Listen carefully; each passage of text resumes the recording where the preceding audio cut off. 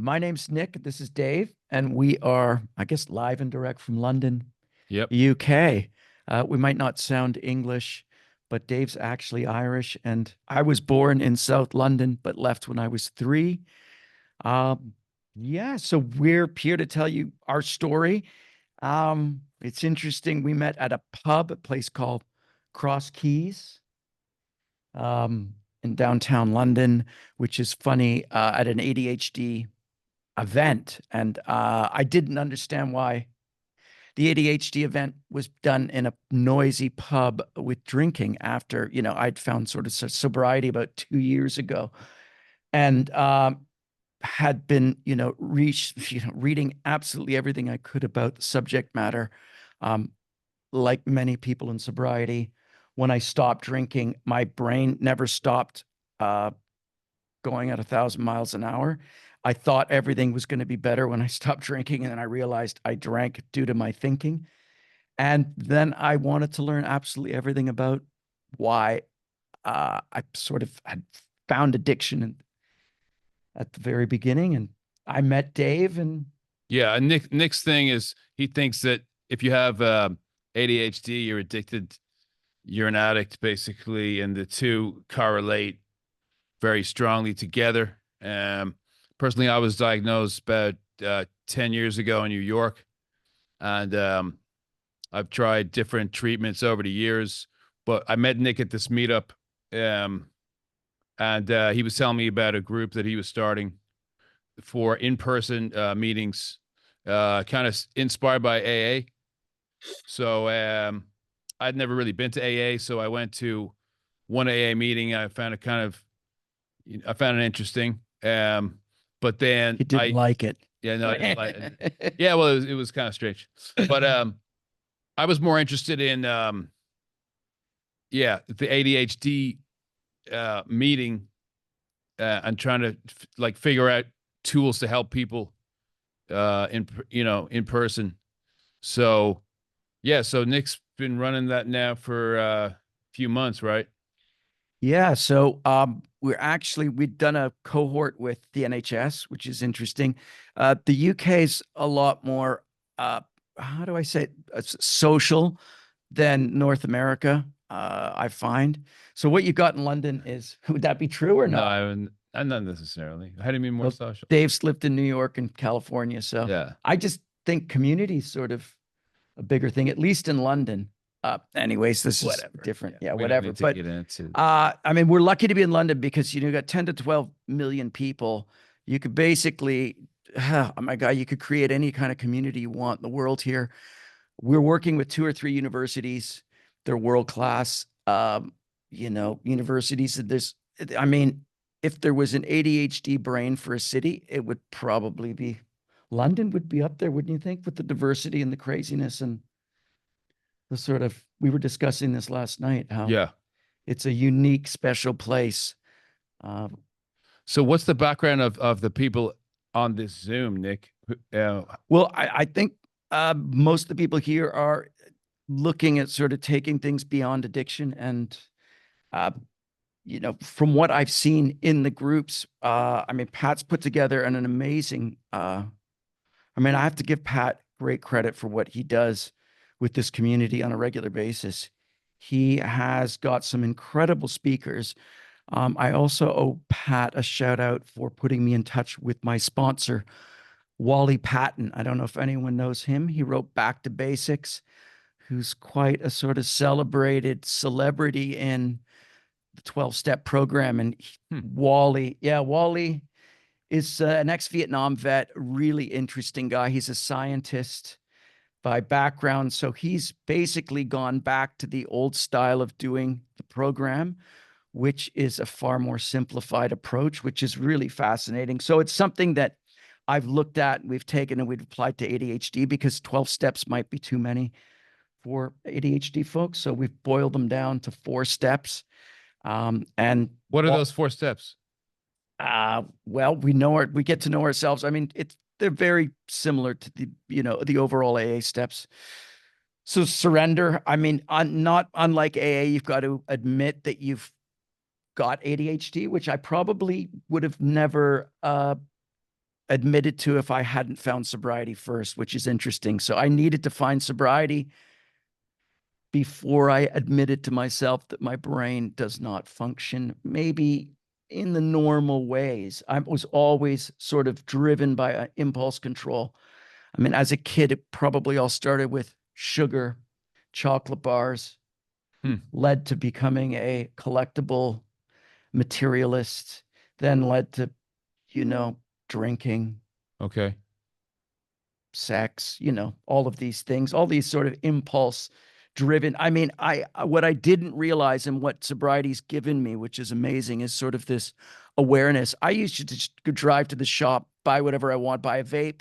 Didn't know, I'd promised the day before I wasn't smoking another one, show up there, head back by the beer store, buy a 12 pack. Didn't realize I was following these behaviors and patterns, eat whatever I wanted, whenever I wanted. I sort of was living in a really strange sort of robotic way driven by impulse. So you connect that to ADHD rather than, so you're almost saying like addictive tendencies are the same as ADHD, or yeah, well, one of the main things with ADHD is impulse control, and I mean that sounds like addiction to me. So a lot of the people, I'm in an old timers meeting. I don't know if they'd want, but it's a men's meeting in London at Eaton Square on Mondays, which is an incredibly great meeting. It's got the years of sobriety in there are pretty intense. That's the meeting I brought you to. Yeah. And most of those guys, and I mean, they're all pretty well educated. They feel that most people with addiction issues have some form of ADHD, or they're on the scale. I know that the research is probably around 30 or 40%, but the more research they seem to do, especially with people in prisons and whatnot and other places where the environments are more controlled, where they can test and provide treatments to people, the numbers just seem to keep growing and growing. So there's a real connection between addiction and ADHD. And I think it needs to be spoken about more often. So do you think that people who are struggling with addictions should be tested for ADHD, or should go to a psychiatrist and maybe see about getting a diagnosis? I think the two are so interlinked. For me, if I hadn't stopped drinking, I wouldn't have been able to figure out that there was something wrong with my thinking. And I think the most interesting thing when you say there's something wrong with your thinking, well, I was driven completely by impulse control.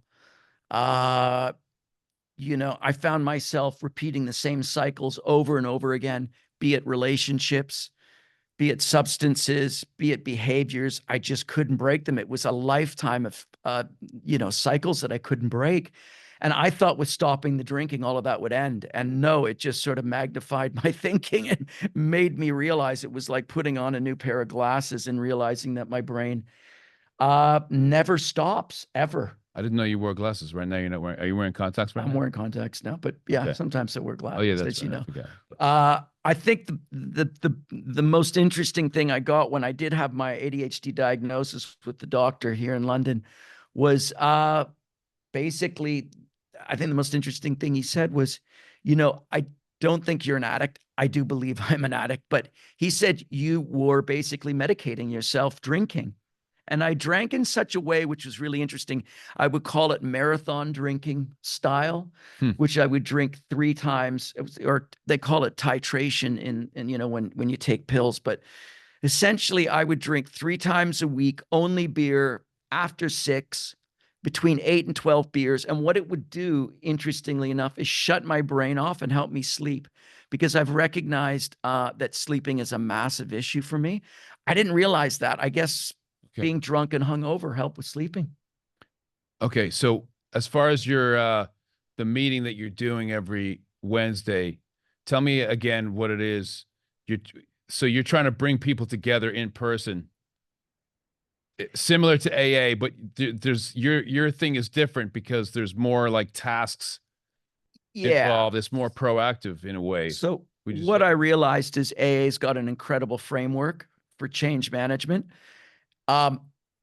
Drinking, though, is a symptom, not an underlying cause.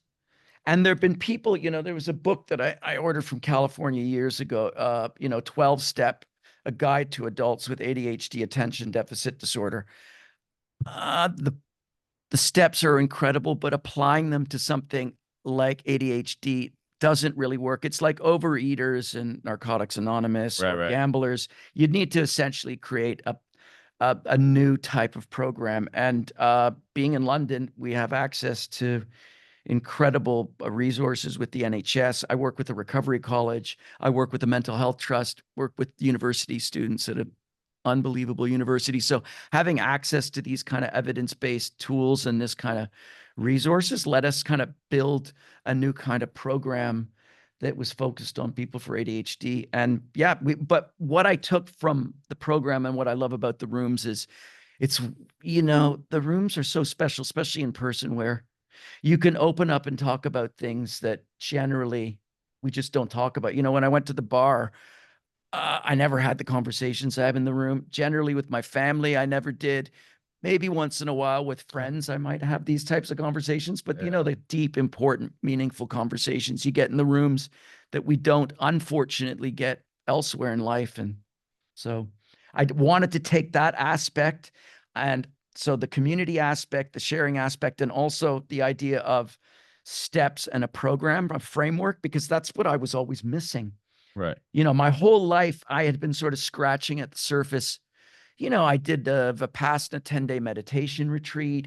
I'd stopped drinking for a couple of months I and don't know fell how back. you did 10 days meditation. That's Well, it's pretty tough for someone who likes to talk as much as me, but I managed to do it. They say if you get past day 3, but I could also quit drinking for a month, and then I'd inevitably fall back into the same patterns again and again. So I tried therapy. I'd read every damn self-help book in the book.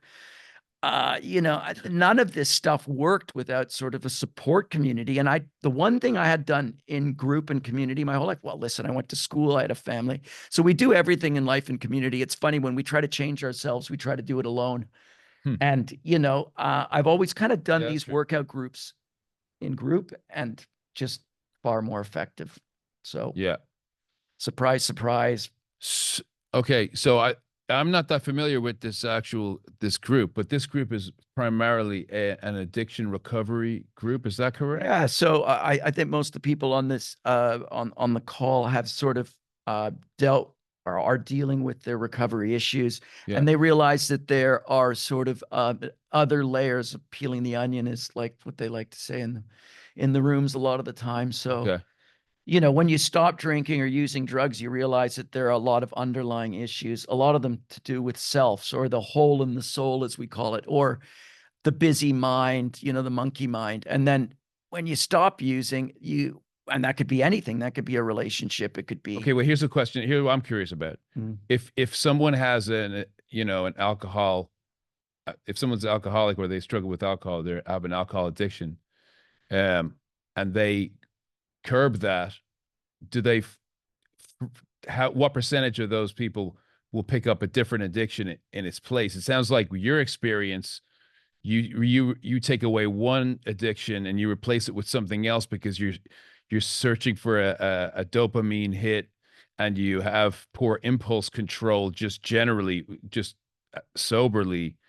But some people may have they lock on to a particular thing, and it's only that thing that they have problems with. Or Yeah, I don't know I know that addictions, I mean, listen, most of the people I've met in the rooms over the last while, everyone seems to be, once they put down the drink, something else pops up.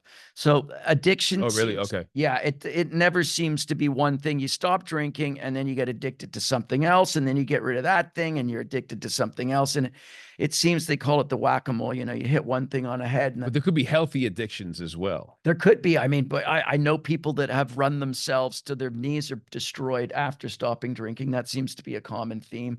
People moving to things like running, Okay. exercise. I mean, but the addicts seem to take things to the next level. It's not just Yeah. regular running. It's I'm going to run, a marathon every weekend. Okay. So addicts do kind of take things to the extremes, as ADHD people do as well. So yeah, there does seem to be a common theme in addiction where you give up one thing and something else pops up. So, I realized that was happening in my life, and I wanted to find out if there was something deeper. And, getting this ADHD diagnosis has changed things dramatically. And what can I say? It's been a real journey. And every time we have a meeting, you've been to many of them, I learned something new. 2 weeks or a week ago, we discussed addiction to technology. Yeah. And Dr. Lemke, who spoke, I believe, on Friendly Circle 2 weeks ago, who wrote Dopamine Nation, mentioned something about ADHD and how more prolific it can be with people ADHD. Again, I've gone down that rabbit hole where I've watched 10 to 12 hours of useless self-help, uh, YouTube videos, which I've only been able to recognize that I was doing when I stopped drinking, that I had these, I'd fall into habits to get out of my. You're addicted to YouTube? I was for a bit, I have to Okay. admit. And Which channels? a lot of this, well, maybe, and this kind of stuff, a lot of the, I'd bounce all over the place. Once the rabbit hole's open, and I was a heavy news junkie.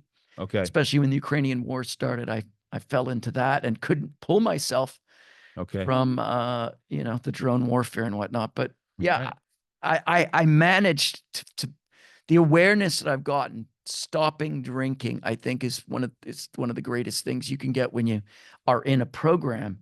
And then you can start recognizing, it's pretty scary. You realize that you've just been driven by impulse your whole life. Yeah. I'm just curious, like, what kind of things are you curious about from the people, attending this Zoom? Like, what, if you could do a survey of people, or if you had, you wanted to get some more data on something, what areas are you looking to kind of? Well, I'd be really interested in finding out what people's experiences have been with the sort of busy mind syndrome. I think that's, sort of a Busy mind syndrome. well, where your mind never stops, or you have a situation at work or in a relationship. And I think most of all of this stuff boils down to relationships where, you have ruminations that never stop, and just dealing with a mind that's always going and going and going. And then what, you turn to like alcohol to stop the rumination, or going on YouTube, or smoking, or I could go on and on and on. Various addictions. I seem to move from one to the other throughout the day. It wasn't just drinking. I could fill my day with various addictions I've recognized now. So I just think, yeah. So that's basically been my journey. The other thing that I owe the Friendly Circle to is, again, like I said, this connection with Wally Patton, who has distilled the program down to a far more basic level and taken kind of a scientific approach, which I think is more effective for people with ADHD. Going back to the points, sort of understanding ourselves better, then measuring and monitoring what we do. Yeah. And then building a sort of maintenance program, which has always been the most difficult thing, is sort of sticking with a routine. And I think the program can provide the routines. Step 11 is amazing for that, but for someone with ADHD, building that out with a lot more depth and breadth, I think, makes a huge. So this guy Wally, he sort of like developed a more enhanced version of the 12 steps. Well, Wally's really interesting. He's also a historian, so he went back, and he thinks that the recovery world and the therapy world have been mixed up by a lot of the big recovery centers and whatnot. So he does see them as being separate. And it's really interesting. His view is that, traditional medicine and therapy is, you've got the doctor or the therapist or the counselor, and then you've got the addict or the person that needs help here. But in the recovery model, you got this, where we meet at the same level and we support each other. It's not this sort of out of balance. And I've really, yeah, it's a much different approach. And you can see the power of it in the rooms where people meet each other as equals. Yeah. So it's AA. If someone usually leads the meeting, you think is kind of too much of a, it's not as well. Wally likes to say that they're meeting takers and step makers. And he thinks that the steps are really the most foundational and crucial component of of recovery, which I agree. If you're not working a program, and having a simple program lets you work it every single day, which I think with ADHD, I don't know who wrote this, but it's like I'm slow to remember and fast to forget is such maybe the best ADHD phrase. I mean, there's a whole bunch of them actually. The Bill W. I don't know. I mean, he sounds when I read the book, the founder of AA certainly sounds like he might have been certainly been on the spectrum. Okay. But yeah, I think that there's a lot from the big book that certainly smells of ADHD and neurodiversity. That's for sure. When you dig deeper, and it's very interesting. Yeah, I mean, very interesting. And Bill never gave up, his addiction. He was a smoker right to the end. Bill. So Bill W, the founder of it. Oh yeah. Okay. Yeah. So it's interesting going back to getting rid of one addiction. Do you get rid of in his case, obviously not. Yeah. But I think that there's a lot applicable from the program that's incredible. Like I say, the program, the community. What are some things you think could be improved about AA or the 12-step meetings or? Well, I mean, all I can do or- is speak about the taking them and applying them to the context of to ADHD. I do think that more step work certainly. So what we try to do is apply more step work every time we do a session. We try to apply the knowing, the monitoring, measuring, and then maintaining and taking action. So we try to apply that in every single session we do with our group. So I've tried to roll up a shortened version of the steps in every session. So what are some exercises you have in the group? Do they have any exercise like that in AA meetings or? Not that I've come across. But you have like the coupling, right? You have the coupling, couple up. Oh, yeah. Well, the forms. Really, no. What we do in our sessions is we pair off.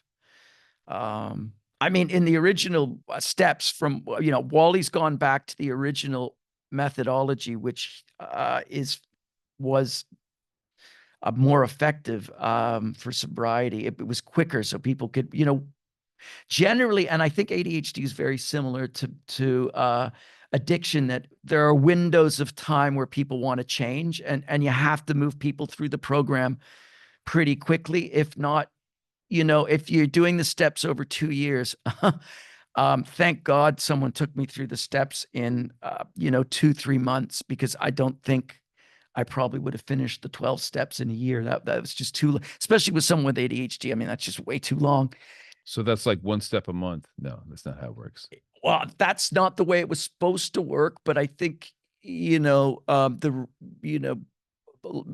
rehabs might have complicated things because they had people in expensive treatments and they had to stretch things out in the program. So the program was never essentially met or built, for the treatment center. So the things have been modified over the years, like all of these things. I think the Bible's been rewritten how many times? I don't know. I mean, a lot of things get, the big book's not been rewritten, but I think a lot of the structure of the programs probably changed, like many things in life. So I'm not a historian.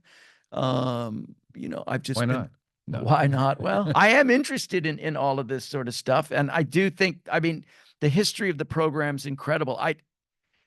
What I find most amazing about the program is they were able to roll something out. I mean, I find the structure of the program to be like, how are they able to roll something like this out globally, that supported people? Like, it's a peer-to-peer support network, run by the members, for the members. I mean, most of society set up in a triangle. So most organizations we work for are like this. AA's run like this. And there's not much in life that's run with the upside down triangle. Usually it's the big boss at the top and then everyone else at the bottom. And they flip the power structure upside down on its head. And that in most societies has not been very acceptable, or even over long periods of time. And remember, the program's now been running for about 90 years. has lasted. Usually there's a power person at the top, and then underneath it is the minions. So it's really, I find the structure to be absolutely fascinating as well. I mean, it's an amazing structure that's grown globally. It saved the system billions of dollars, pounds, whatever. I mean, billions have been saved, and it saved millions of lives, especially when you look at all the other sister organizations. I mean, it's extraordinary how they built this thing out. I mean, I find it to be amazing. I've never seen like a corporate structure like that, or it's not. It's a decentralized organization. So whatever they did, there was some magic in there, and it works, and it's still working after 90 years, which is pretty amazing.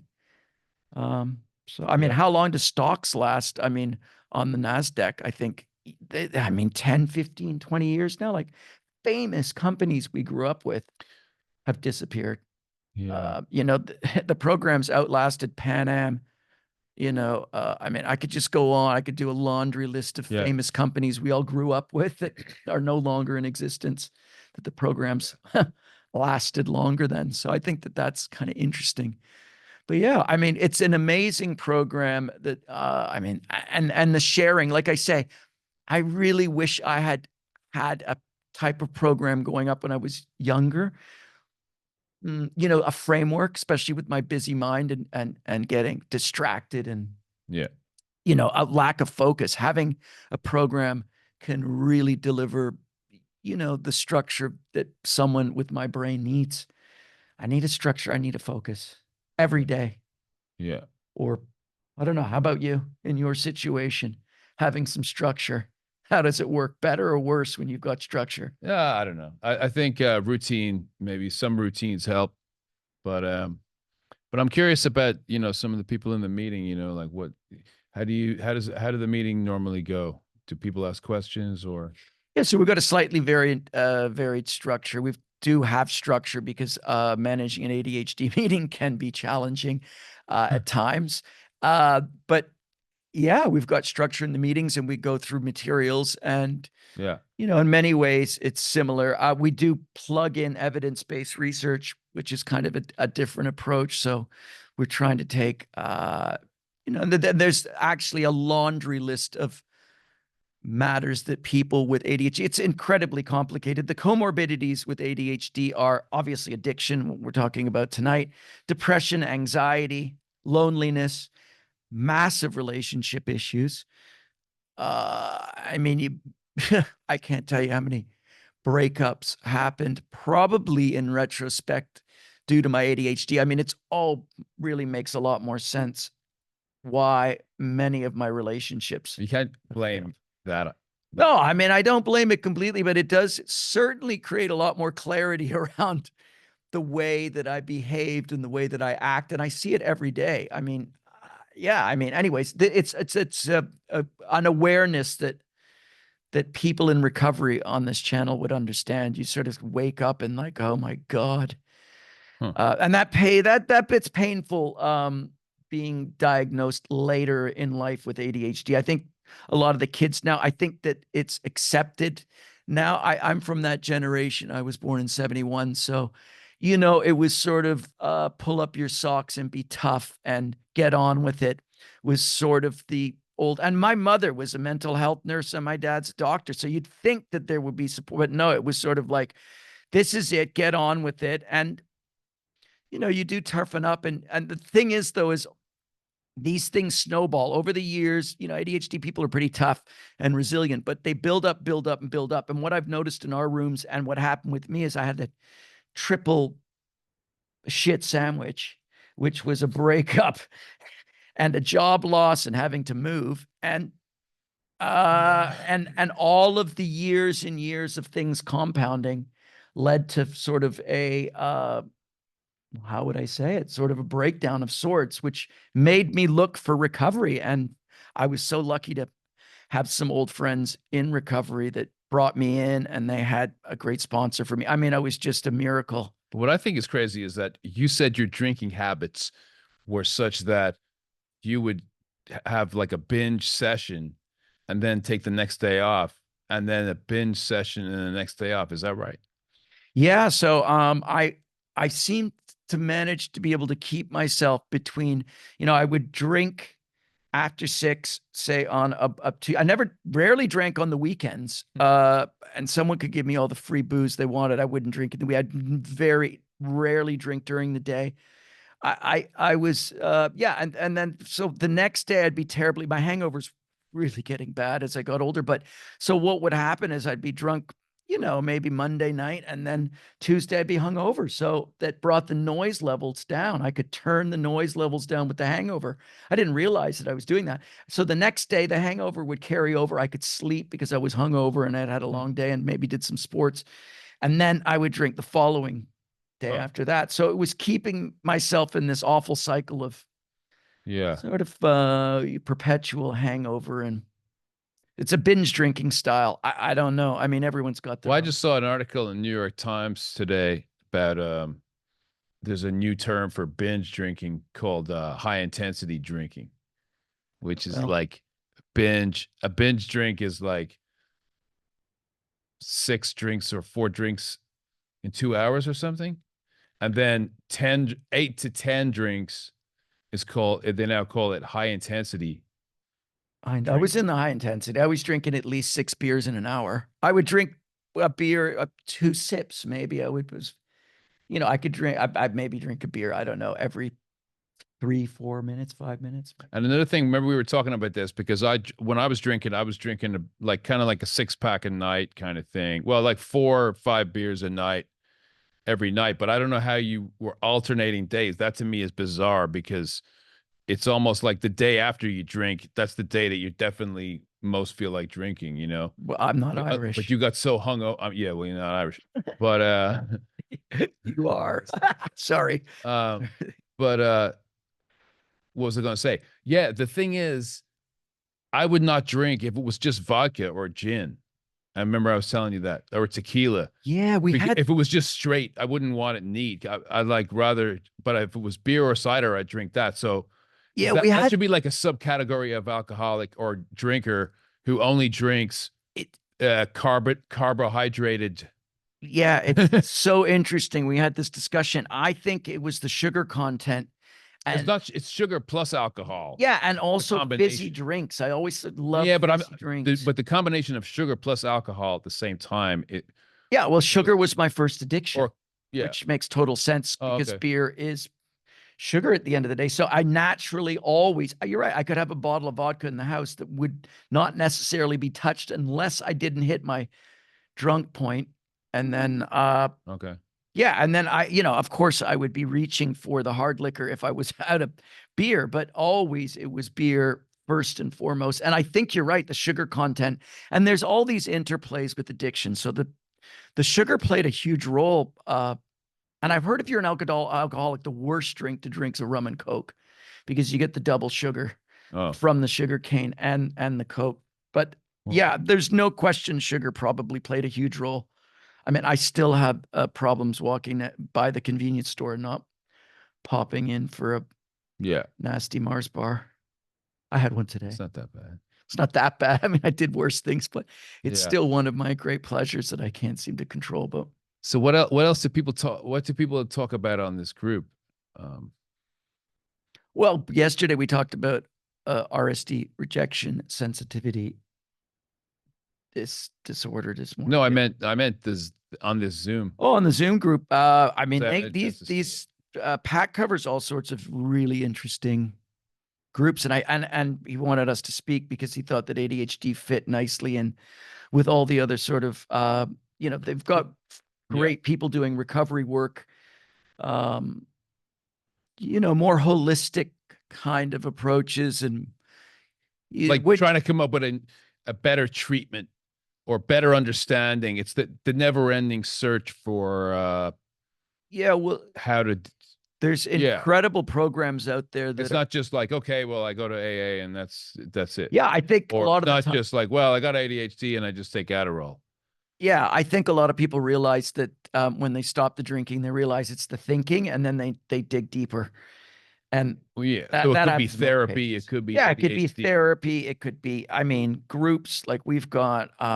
coaching.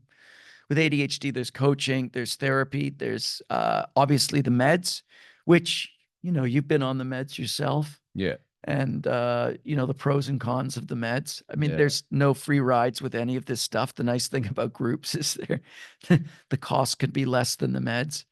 Yeah. So, I'm open to all sort of treatment modalities, and having them work together and finding out what works best for you, I think, is really probably a great place to start. For me personally, I mean, I've tried all these other things. Like I say, I've done the therapy. I've done seen the psychiatrist. I've done the self-help books. I've done the YouTube. I find there's really nothing like the groups for me. I mean, every single week that we do a group, I learn something new. Yeah.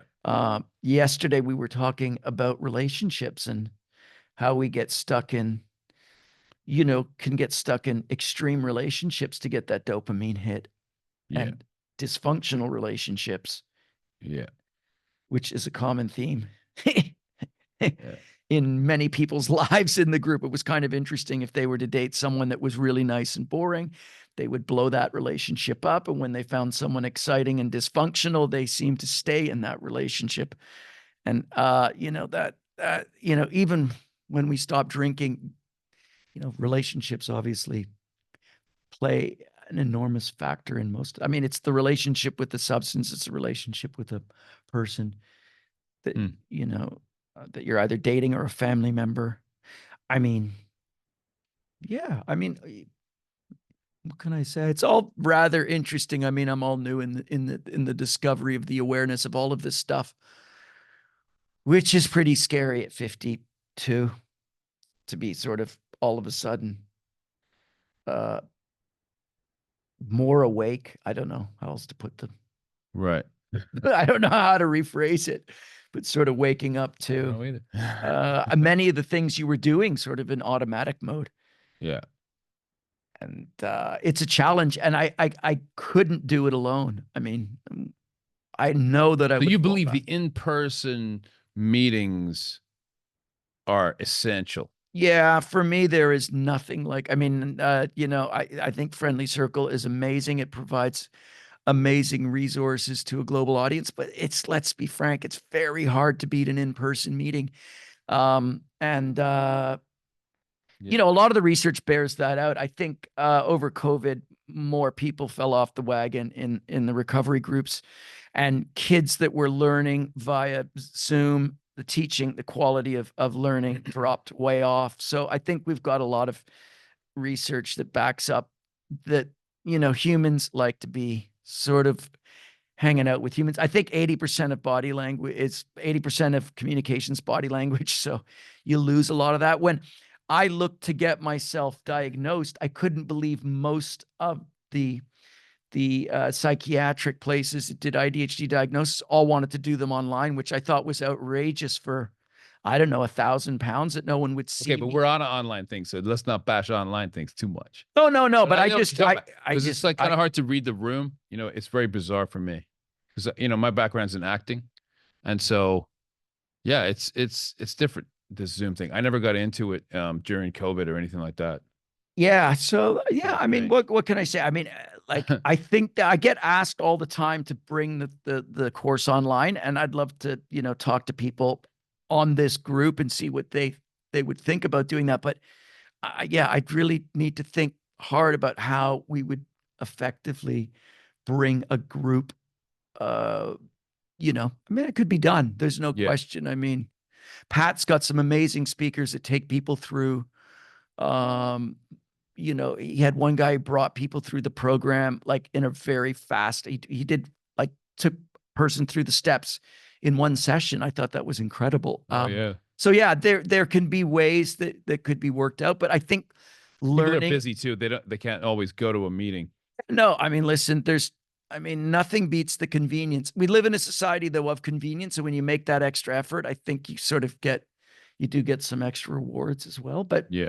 there's no question globally, and, people want this kind of thing. I've been asked for it regularly. I'm trying to I think also figuring it out in person Yeah. is probably the best place to start because I want to deliver something we're delivering something Yeah. of quality.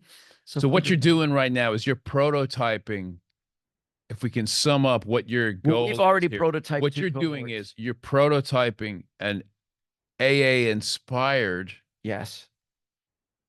ADHD meeting, which incorporates some sort of exercises and some Yeah. questionnaires and some kind of like To get dialogue going, partnering people up, thinking. accountability partners, things like that. Yeah. So you're not copying the model, but you're taking some of the things from AA that you think are good. Yeah. And then you're adding some other kind of workshopy kind of things to it. Yeah, I think because it's not a symptom like alcohol. I think because it's underlying cause that Yeah. you got to change But things. my biggest thing with it is it's kind of a amorphous term. It's a very vague term. It's really hard to really say you definitely have ADHD or you definitely do not have ADHD. And the best example I would give of that is if someone asks me if my parents have ADHD, I say, yeah, probably. And then they say, which one? And I don't know. Like, I don't know which one. Like, one of them has some of the traits, I but know not which all. parent of mine. And the other one has some of the traits and not all. So if I don't know my own parents, if I can't point to them and go, oh, yeah, they're the one with it, it's Yeah, kind and of so vague that it's borderline. yeah, there's been a lot of It research. bleeds over into potential bullshit. Yeah. I mean, In my opinion. And I've been diagnosed 10 years and I've tried 3 different medications. So I don't know. Like, I just think it's going to be one of those terms that people look back on and they go, remember we used to call people that. And well, I mean, so it used to be called ADD, and now it's called ADHD, and in the future, it's going to be called something else. There's no what did they question. used to call alcoholism? They probably had some. Well, now it's substance misuse. It's not addiction. So, I mean, we keep changing the words in some sort of Orwellian They'd say way. he was a bit of a rogue or something. That meant you were an alcoholic or something. I don't know. Like, maybe not. Maybe that's like a ladies' man or something. Yeah.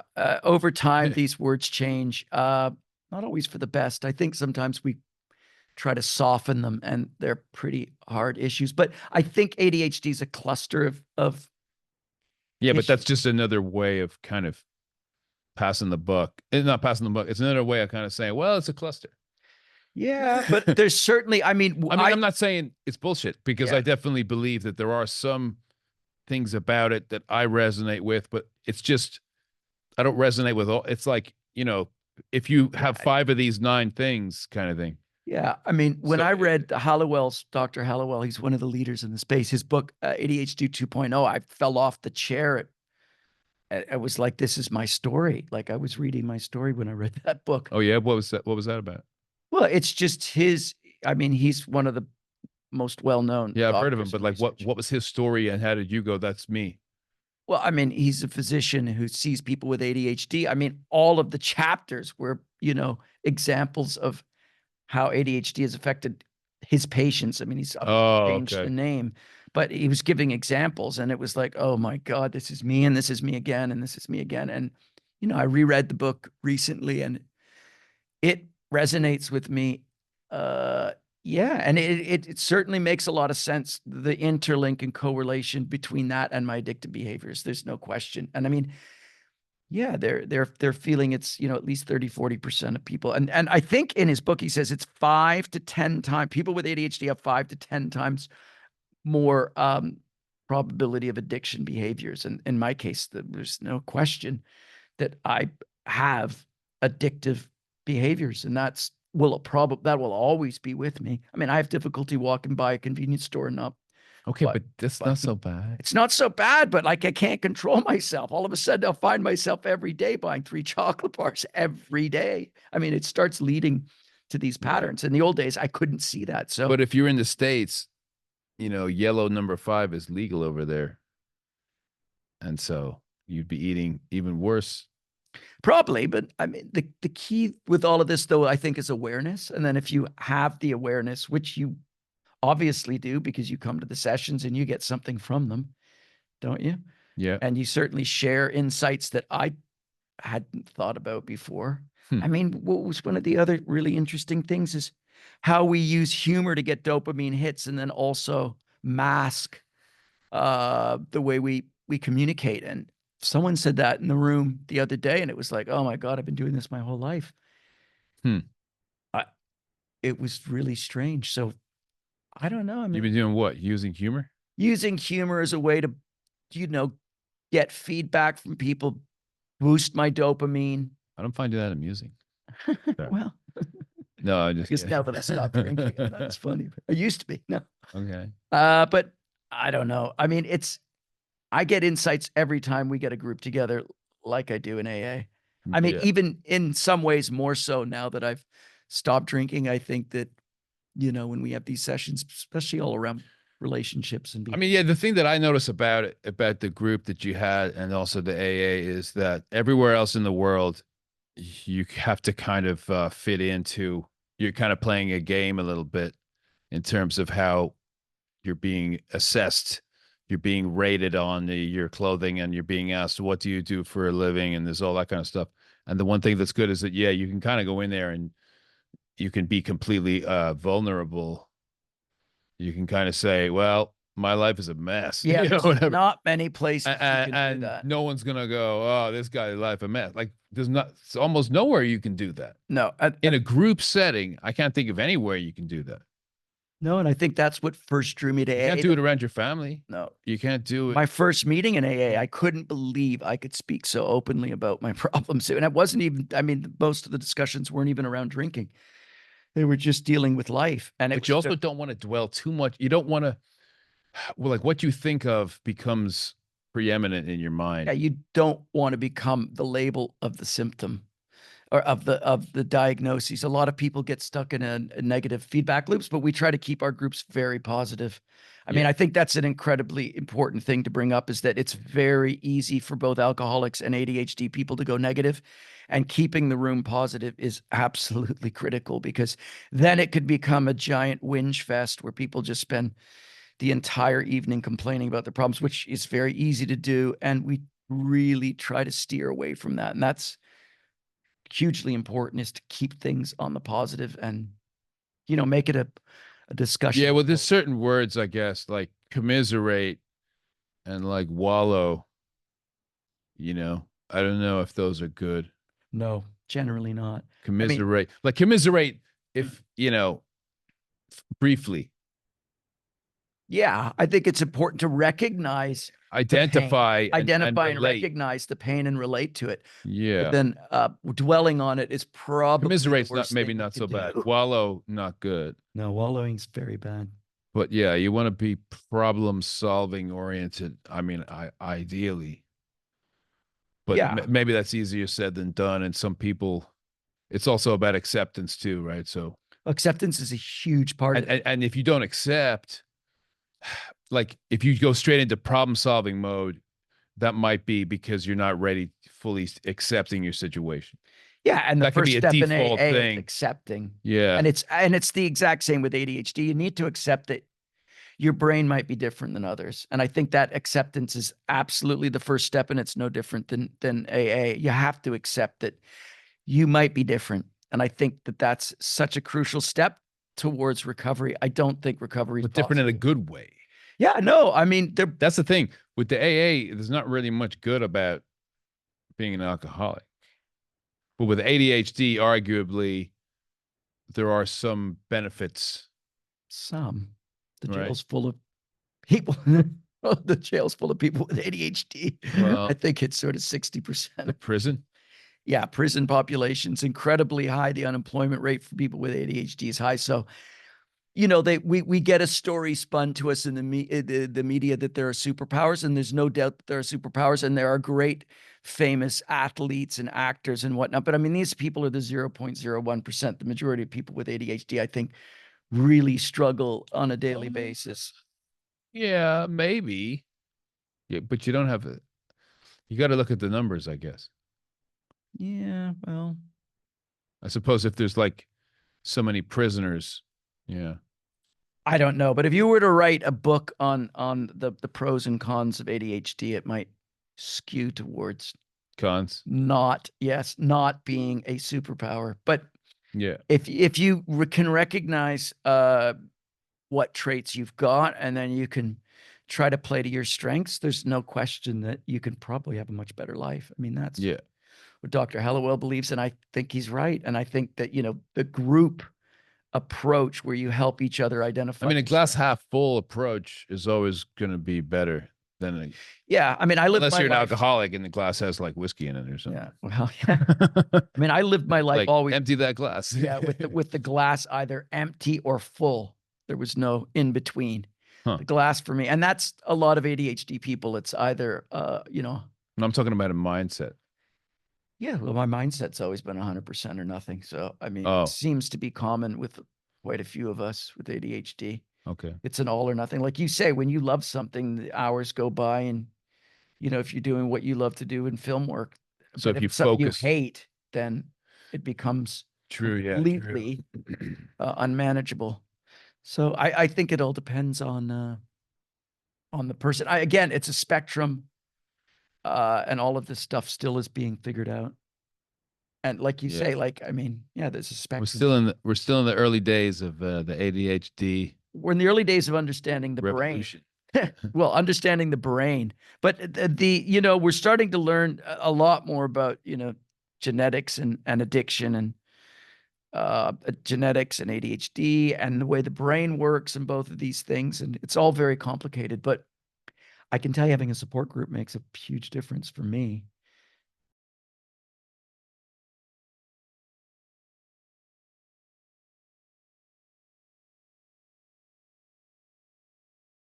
There would be knowing yourself. And part of that, as Dave mentioned, is the first step is surrender and acceptance.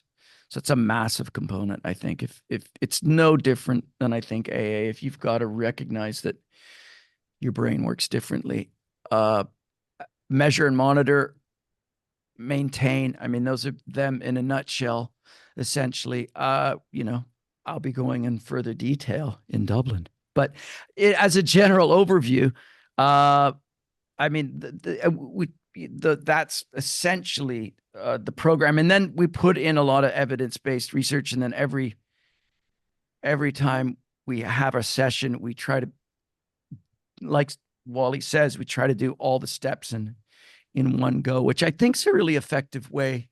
You live in the steps, which I think is a really powerful and forgotten thing in the program. I mean, people go to meetings and they don't do the step work. But anyways, I want to make the step work as easy as possible for people.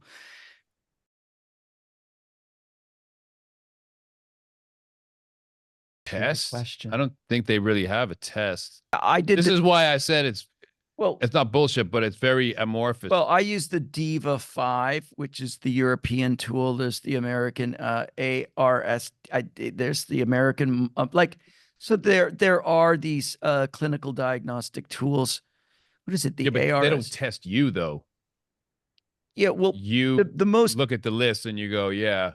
Yeah, but if you do it properly, I mean, the most interesting thing I got from mine is I did a lot of research. Like I spoke to my mother, thankfully she's still alive, and I could talk about my homework, and all of this stuff makes a huge difference. I mean, I got more from speaking to my parents and my family members in knowing about my diagnosis than I did from the psychiatrist who sees me for 2 hours and doesn't know me. So the tools are great for doing the background research and looking for those patterns but that's the power in this thing. Is like, actually, it's sort of like it's step 4, basically done, for ADHD with, the clinical tool set that they use to diagnose you. So you can do that. Yeah, with diagnostic tools, but there's not a test. You go and take a test. There's a QB test now that that does eye tracking and attention. Oh, okay. And we've got a good friend of ours, Dr. Khaled, who has taken the test. What's it called? QB? It's a QB test, which is what does that mean? I don't. That's the name of the company. I mean, I think it's called the QB test, which allows you. It's like a computer test. Yeah, that's what they want to know. Yeah. Yeah. Well, I mean, but there's the old fashioned paper and pen. Talk to your family, and then there's this more, advanced test now. The QB test, and I can speak to my friend who's actually done it. It's not cheap, but pretty effective from what I've heard. Again, as Dave says, the ADHD used to be ADD, and it'll probably change to something else. So it's a cluster of things. So take what you will from these tests, but the QB test, I've heard good things about.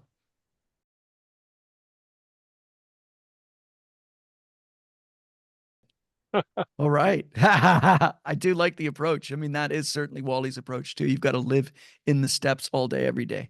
And it makes sense. That can change your mindset and rewire your brain. Plasticity in the brain. It's actually a great program for that. I got to check out these steps. You got to check out the steps, buddy. Yeah. I tried to bring it. You haven't admitted you're They don't tell you that. yet. When I went to 2 meetings, and one meeting with some ex-cons, I got a little scared because they were all like, "Oh, I've been in it here for attempted murder." Wimp. It was 2 attempted murders in the same. Yeah, well, that was a bit of a. We'll have to bring you to the fancier meetings. This guy requires a different neighborhood. Sorry. No, forgive him. But they didn't tell me. Nobody said, "Okay, guys, who's on step 3? Who's on that's step 7?" one of the problems. Is as they didn't mention the steps at all. Is steps aren't mentioned a lot of the time in meetings, and I mean the whole point is taking the steps regularly, and that's the idea of our program too, is to get people and simplify them so people can take them every day. Especially with being ADHD, we need simplified steps. I think I do, at least. Next.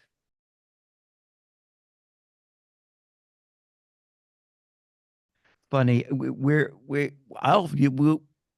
possibly. I mean, I'm getting requests actually all the time to bring it online, and I'm torn. I think I will. I really want to make it a good course. I mean, everyone and their cousin's selling a course online, and I just. Well, I've talked to you about this, so I think I can sum up. All right, go ahead. Because we've talked about this before. I think Nick's take on it is he's working out the kinks of the in-person session and fine-tuning it and honing it and getting it so that, okay, this works. People like this aspect of it. Here's an exercise. We want to have people sharing for 3 minutes or 2 minutes or 4 minutes.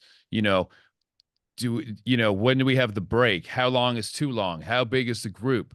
So he's kind of looking at it from that perspective in person, where you can read the room and get real time and seeing, okay, people are willing to get the tube out to the meeting. And then I think from there, he's definitely open to setting up other meetings in other areas under the sort of not franchise, but under the guidelines of what he's doing. And you're looking at a kind of a tip jar model or something, perhaps. We haven't figured it out. I want to build something that can be sustainable and that can keep running. So there's support for people out there. But that you're also open to doing a Zoom versions. For sure. At some point when we get it good, it's got to be a good core. I don't want to be putting there's so much. I mean, I don't even want to go on the internet anymore. There's so much fluff out there. But yeah. Anyways, that's another matter. But yeah, it's got to be good. So bear with us. Like I say, we're working with some good universities and getting some great input. We've got peer reviewers, and all sorts of folks. So we're lucky. Yeah.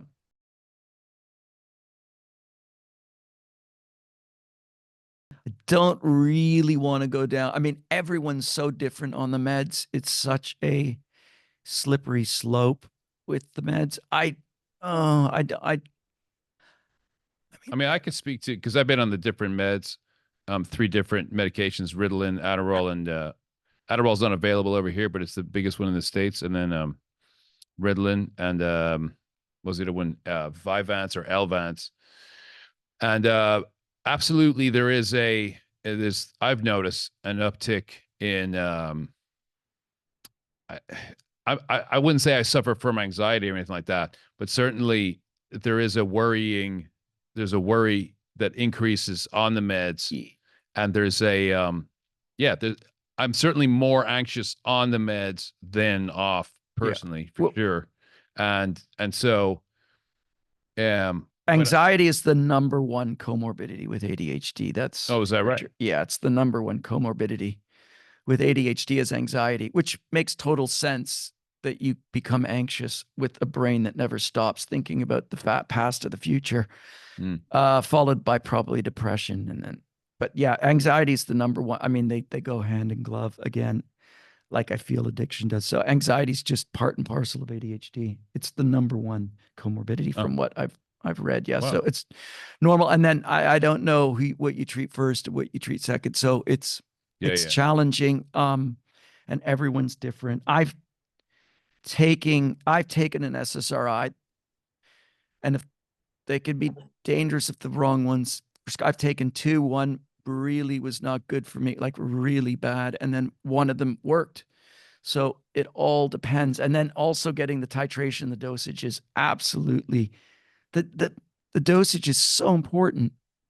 And that's another huge component. Anyways, I can't go into it because we're all so different, and I'm not a doctor, so you get to talk to your psychiatrist.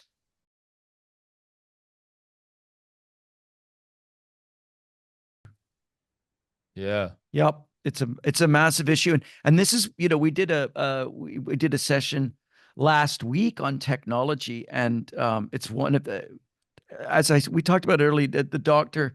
Lemke, that did the work on Dopamine Nation. She said people with ADHD are a lot more susceptible to um, addiction to digital mediums because of this. Like, and we have focus issues. So, having a feed, or it could be a WhatsApp messages going on forever and ever, and social media can be very dangerous for us. I'm deleting mine on my phone after we did our last workshop because it really got me thinking, and it doesn't make me happy. We know the research tells us it doesn't make us happy. And why do I have this thing on here? I don't really need to pop up. I don't need it. Yeah, I actually think that the way I look at it is we're more picky about how much stimulation we can have Yeah.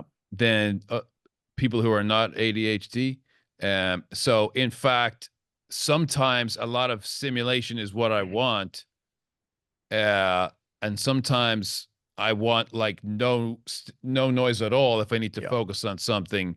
So it's almost like there's got to be a sweet spot, and it's very situational dependent.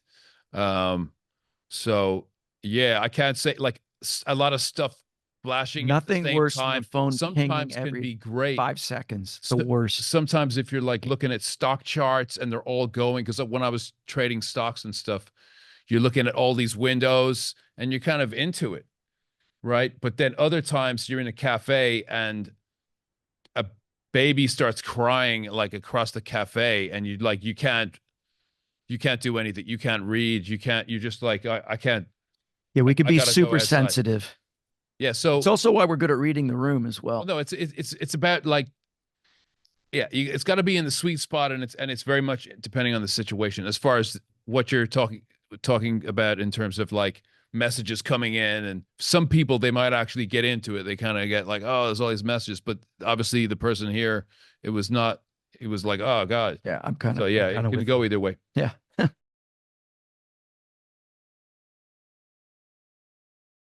Well, do you know Gabor Mate, the famous addiction author?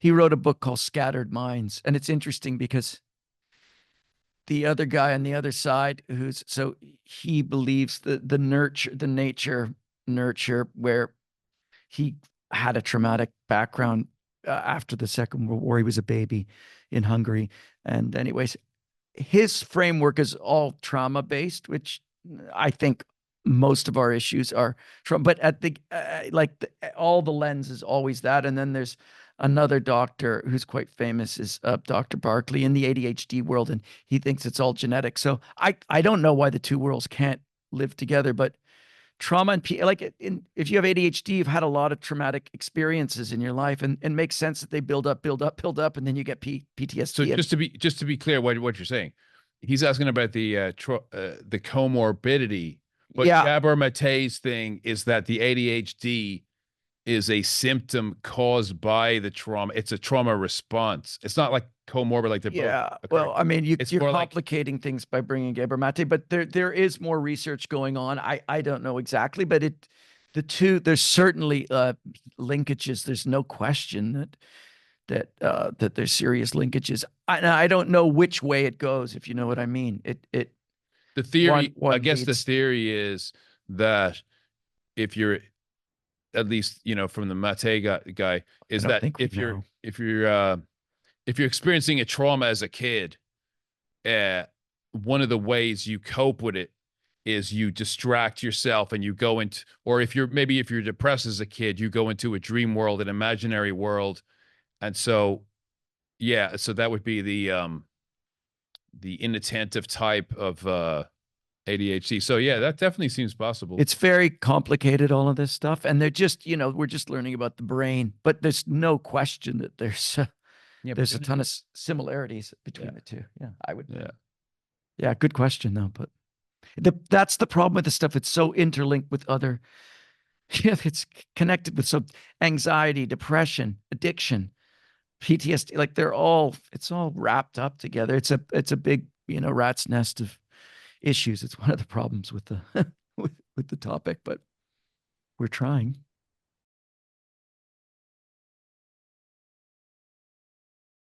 I think the book's pretty clear about that. If you go to the doctor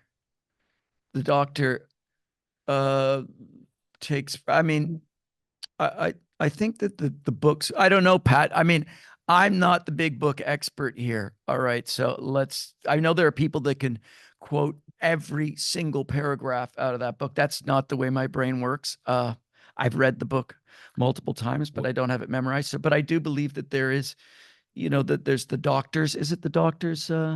Yeah. With that said, you still need to be very careful with the class B drug, which is, most of them are So sorry, stimulants. just because I'm not quite sure.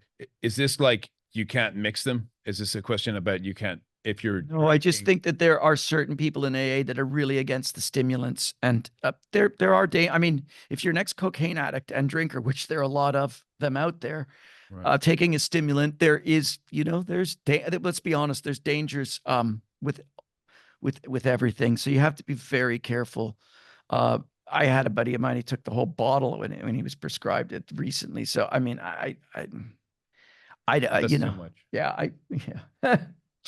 Yeah, I mean, you just got to be aware.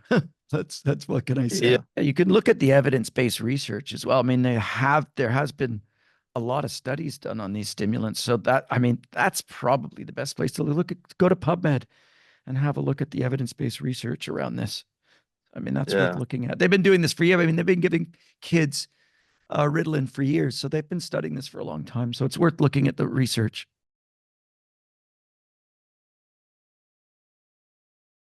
I really relate to this. I actually right now I work at one of the top law firms, and I was working 5 days a week, and I basically realized I can't work 5 days a week because I was not interested in what I was doing, and it was requiring all my willpower just to actually show up. So I told them I wanted to work 3 days. I gave notice, and then they said, okay, well, what shifts would you like? And so they basically said, you can have 3 days, because I've worked part-time for like 10 years and it worked great because I had that autonomy over my free time. The other thing is that, so to answer your question, I struggled a lot with anger at work, at the workplace, working for a huge multinational law firm. And I would struggle with not authority for the sake of it, but I would wear my emotions on my sleeve. Me too. And I think that there's a lot there. But first of all, if you could change your shift, maybe this is not possible, but if you could change your shift structure, that can change things a lot, because you might find that a later shift, your ADHD symptoms aren't as bad, and you're more able to deal with bullshit, or frustrating, situations. If you have more time off, maybe not possible, but that gives you more autonomy and more of a sense that your job is not dominating your life. For me, the anger would come because I felt like I have to do this crap that I don't want to do.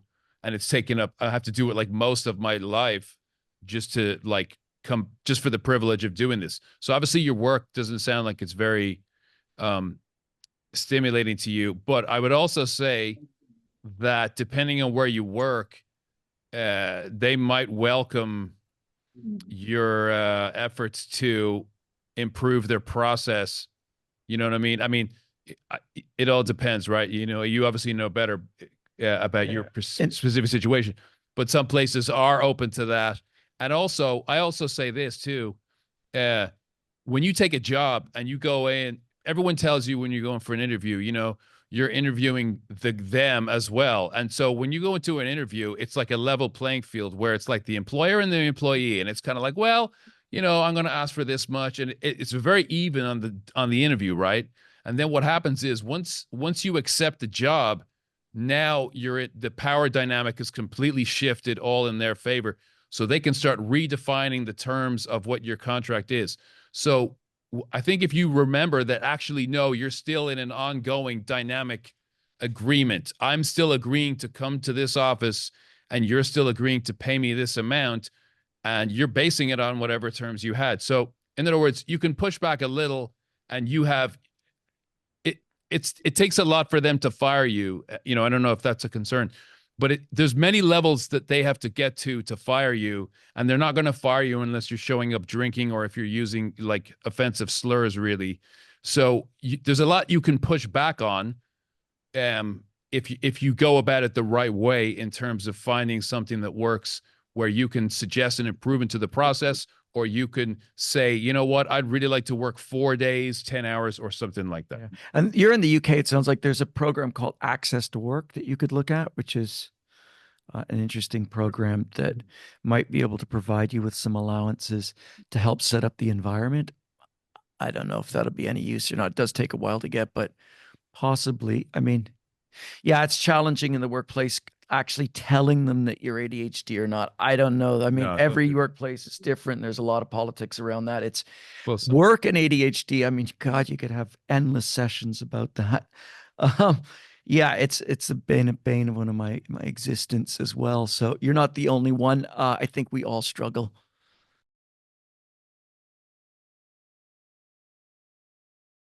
Personally, literature says. oh, for sure. I've got a terrible memory.